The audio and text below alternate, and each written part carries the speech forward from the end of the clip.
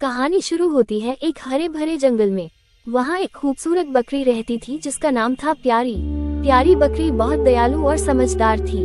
वो हमेशा अपने दोस्तों की मदद करती थी और सब जानवरों में बहुत लोकप्रिय थी। लेकिन जंगल में एक लोमड़ी भी थी जिसका नाम था चालाक। चालाक लोमड़ी अपनी शरारतों के लिए जानी जाती थी और हमेशा दूसरों को धोखा देने का मौका ढूंढती रहती थी। एक दिन चालाक लोमड़ी ने सोचा कि आज उसे प्यारी बकरी को धोखा देना है। उसने अपने मन में एक योजना बनाई।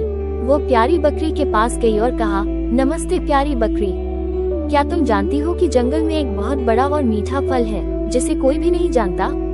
प्यारी बकरी ने हैरानी से पूछा, क्या सच में ऐसा फल है? चालाक ने कहा, हाँ बिल्कुल, वो फल बहुत खास है और उसकी खुशबू तुम्हें खुद खींच लाएगी। अगर तुम मेरे साथ चलोगी तो मैं तुम्हें वो फल दिखा सकती हूँ।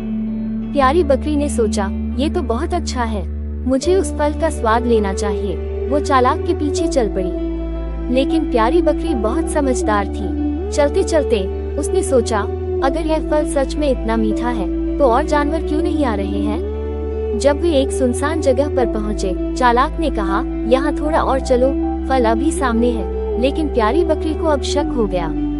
उसने सोचा, ये तो एक सुनसान जगह है, मुझे यहाँ सावधान रहना होगा। तभी प्यारी बकरी ने चालाक से कहा, मैं यहाँ रुकूंगी, पहले तुम उस फल को दिखाओ। चालाक थोड़ी चौंकी, लेकिन फिर उसने सोचा कि शायद वो बकरी को धोखा दे सकती है। उसने कहा, ठीक है, मैं फल लाने जा रही हूँ, और यह कहकर वो जंगल की तरफ दौड़ गई। लेकिन प्यारी बकरी समझ गई कि चालाक लोमड़ी उसे धोखा देने की कोशिश कर रही थी। वो अपने दिमाग का इस्तेमाल करते हुए सोचने लगी, मुझे यहाँ से निकलना होगा। प्यारी बकरी ने जल्दी से वहाँ से भागने का फैसला किया।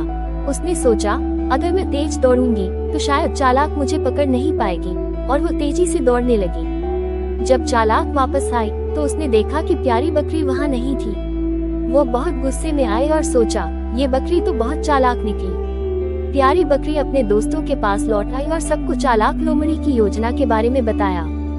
सब जानवर सुनकर हैरान रह गए और प्यारी बकरी की बुद्धिमानी की तारीफ करने लगे।